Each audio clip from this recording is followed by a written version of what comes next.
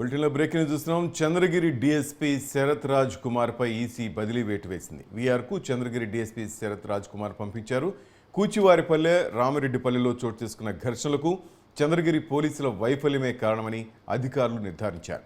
DGP కార్యాలయంలో report చేయాలని ఆదేశించారు. నేడో రేపో మరికొందరిపై కూడా వేటు పడే అవకాశం కనిపిస్తోంది.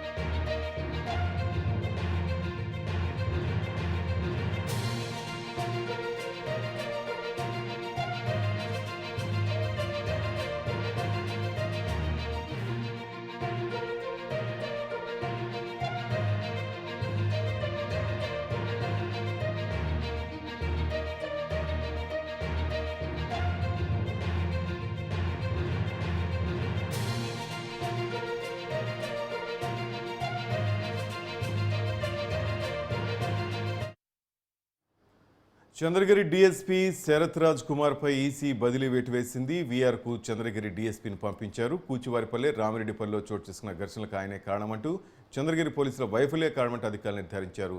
ఈ కారణంగా ఆయనపై బదిలీ వేటు వేయడం జరిగింది. రైట్, దీనికి సంబంధించి మన అప్డేట్స్ మా చిత్తూరు జిల్లా రిపోర్టర్ హరిబాబు నాయుడు తెలుసుకుందాం. గుడ్ మార్నింగ్ హరి, చెప్పండి.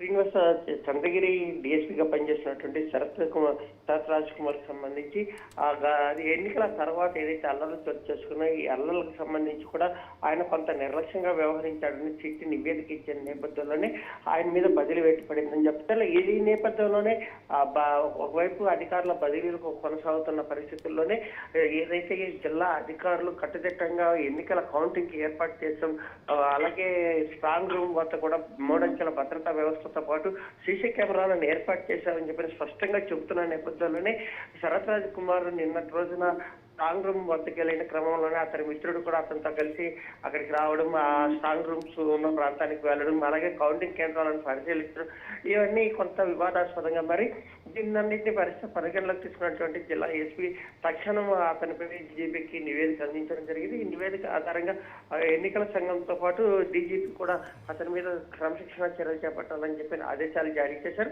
అందులో భాగంగా శరత్ రాజ్ కుమార్ ని ఈ తక్షణం విధుల నుంచి తొలగిస్తూ అతను డీజీపీ ఆఫీసులో రిపోర్ట్ చేయాలని చెప్పి ఆదేశాలు జారీ చేశారు. Srinivas. Right, thank you Hari.